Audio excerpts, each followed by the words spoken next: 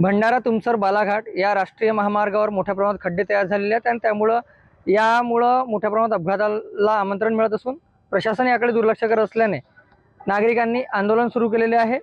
या आंदोलनाचे स्वरूप सध्या आता शांत स्वरूपात आहे। उपोषण इथं आपल्याला पाहायला मिळते। आपण सध्या भंडाऱ्याच्या चुलाट परिसरात बघू शकतो। आपण इथं बेमुदत उपोषण सुरू झालं असून या उपोषणकर्त्यांची आता एकच मागणी आहे। राष्ट्रीय महामार्ग जो आहे यावर मोठ्या प्रमाणात खड्डे पडलेले आहेत, हे खड्डे तत्काळ दुरुस्त व्हावे अशी मागणी यांच्याकडून केली जात आहे।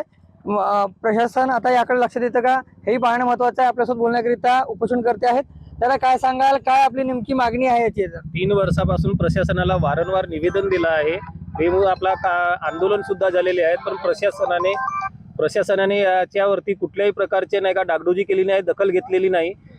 निवेदन दिल्यामुळे आम्ही स्मरणपत्र दिलं, स्मरणपत्रामध्ये आम्हाला आमरण उपोषणाचा पवित्रा आता घ्यायला लागला आणि जोपर्यंत हा रस्ता तयार होणार नाही आहे तोपर्यंत आमच्या उपोषणावर आम्ही ठाम आहोत। कोणी आंदोलनाला भेट दिली आहे का आपल्या? फक्त आंदोलनाला आमचे तुमसर तालुक्याचे एसडीएम साहेब यांनी फक्त आंदोलनाला भेट दिलेली आहे, बस झालं।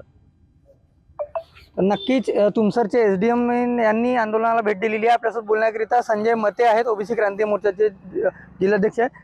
काय सांगाल, ओबीसी क्रांती मोर्चाचा पाठिंबा या मोर्चाला, या उपोषणाला आहे का? या अमर उपोषणाला ओबीसी क्रांती मोर्चाचा जाहीर समर्थन आहे आणि मला तुमच्या माध्यमातून याच्या जे काही स्थानिक नेते आहेत यांना सांगू इच्छितो की तुम्ही राजकारण बाजूला ठेवून या रस्त्यासाठी तुम्ही आपल्या नेत्यांकडे काय मागणी करू शकता, किती लवकरात लवकर हा रस्ता तयार झाला पाहिजे याच्यासाठी तुम्ही काहीतरी धडपड करा, जेणेकरून तुम्हाला म्हणलं जाईल तरी काहीतरी लोकनेते व्हावं।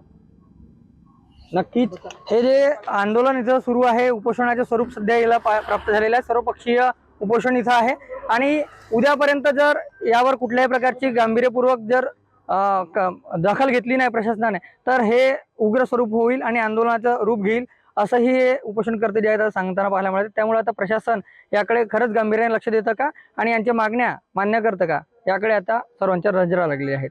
रुपेश सपाटे, TV9 मराठी, भंडारा।